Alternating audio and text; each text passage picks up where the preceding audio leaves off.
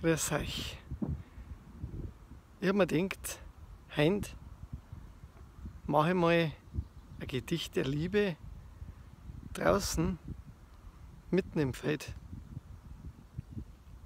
Ich spüre Lieb. Gerade ist mir ein richtig heißer Schauer über die Schulter ins Herz gefahren.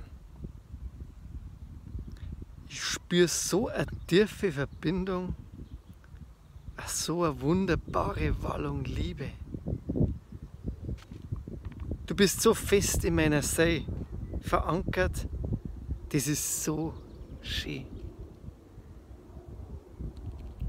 Wenn es mich so erwischt, bin ich einfach nur glücklich, dass das Gefühl fließt, wie allweil für Ewigkeit lang.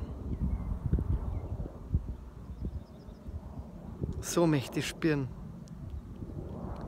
weil du alles für mich bist.